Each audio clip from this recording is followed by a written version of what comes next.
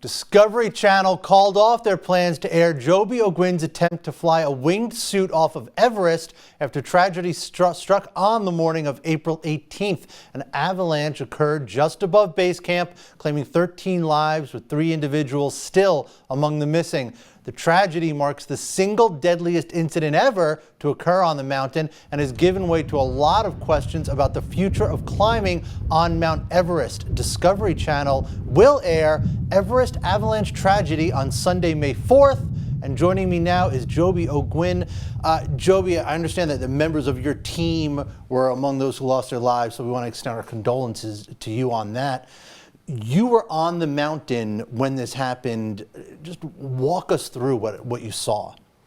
Well, I was actually at base camp. We had just gotten there a few days before, and we're still setting everything up. But my Sherpa team, my 3-man Sherpa team, was involved in carrying, some of our equipment in the very early stages up to Camp 1 and establishing that camp. So I was in my tent. It was very early in the morning. It was about 6:45, and I was just kind of sitting there, and I heard this avalanche. And you hear a lot of different avalanches throughout the time, but I just kind of unzipped my tent to look out because it sounded like it came from the icefall, and I knew that my guys were up there. And sure enough, I could see about 40 or 50 guys and a big ladder, and these guys were kind of grouped up at that one point, and I saw the avalanche come right over the top from Camp 1 and basically make a beeline straight to those guys and cover them up. Oh my God. What does that sound like? Just the sound of an avalanche on the top of Mount Everest? I know it's almost pedestrian to ask that question, but what does that sound like? Well, it's very different from anything you might experience at sea level, that's for sure. These avalanches, the mountains are so big that when these pieces of ice break off from so high up there, they carry a lot of speed coming down, and when it hits, it explodes into a billion pieces. So it's like a freight train coming straight at you. Now, you ran out and you helped with the rescue effort. What could you do at that point? What did you do at that point? Well, immediately we heard the chatter on the radio, and we knew, that everybody was up there kind of scrambling around, probably trying to dig guys out. That's pretty normal. And we couldn't get in touch with our guys on the radio, and so I started to fear the worst, that these guys were very much in the middle of it. And my climbing partner, Garrett Madison, and I immediately ran into the ice fall. Within just a few minutes, we were part way up, and we really wanted to, take and receive the guys that were coming down and see what we could do, bringing them food, bringing water, just trying to give these guys hugs. We knew that everybody would be very upset, and we also needed to find out what happened to our guys. Right. Now, you were in here earlier. We were talking about this, and after I saw the news, my first thought was actually what you were going to do. And I know that immediately you said you were going to, scotch the climb, the jump. You weren't going to do it.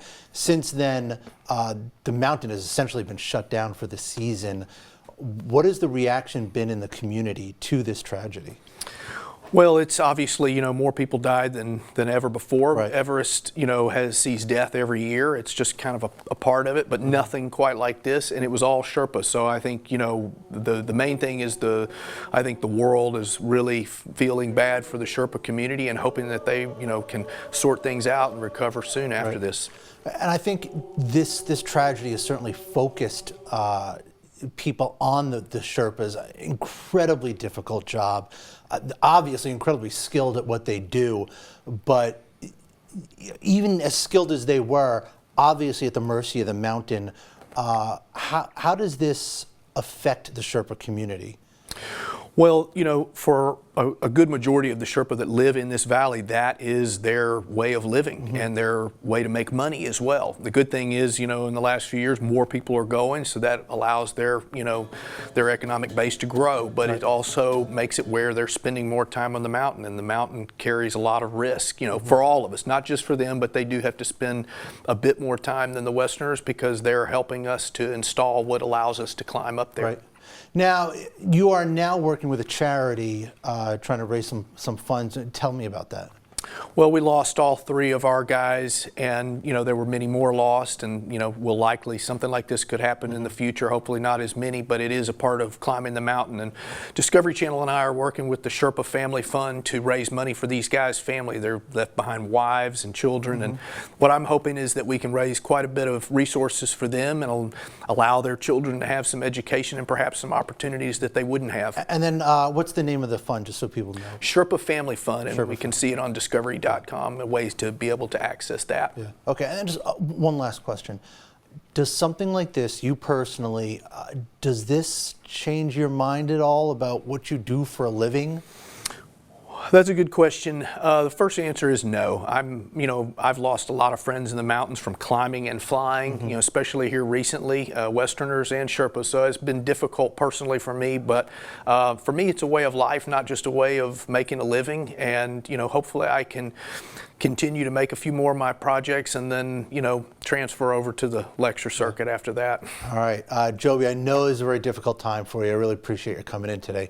Thanks for coming in. Thank you. Appreciate it.